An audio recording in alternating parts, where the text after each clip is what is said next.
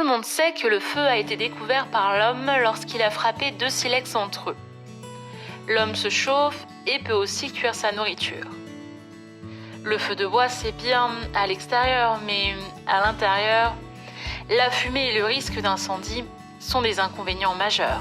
Chez les Romains, comme chez les Grecs, on brûlait toutes sortes de combustibles dans de larges vases posés sur un trépied ou encore dans des poêles portatifs, sortes de braseros mobiles. C'est alors que les cheminées, avec une ouverture sur le toit, apparaissent il y a environ 8000 ans.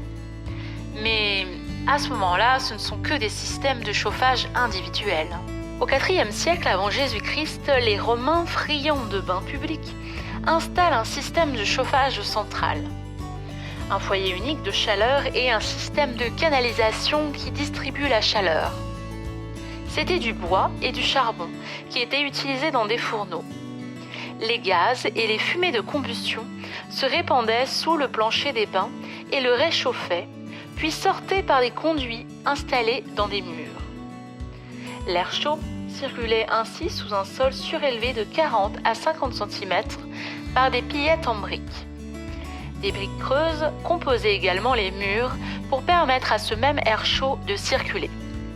Son nom est l'hypocauste. Dans les foyers individuels, il existe souvent une cheminée placée dans la cuisine pour se réchauffer et en même temps cuisiner. Pour les autres pièces, les hommes utilisent des braseros.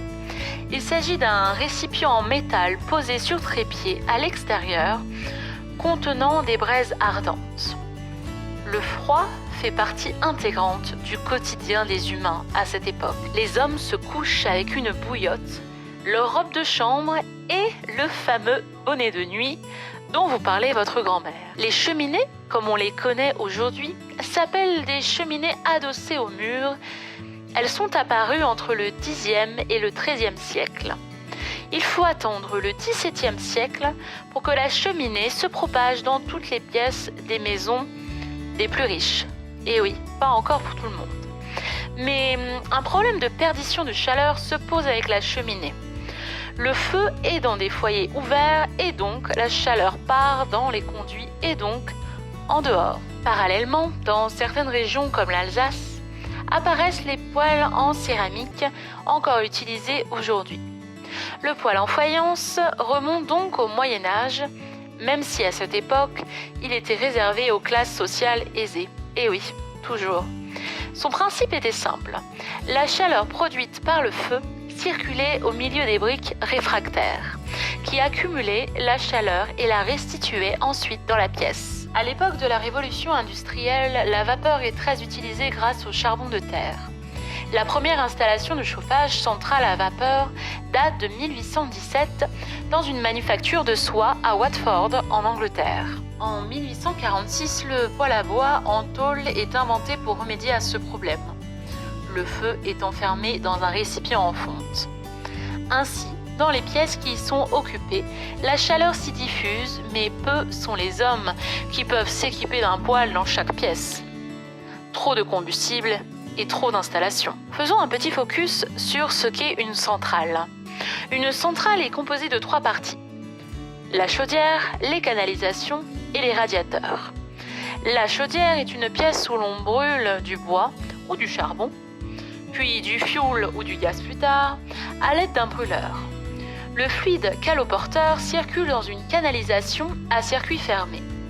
Il passe dans un échangeur de chaleur placé au-dessus de la pièce de combustion.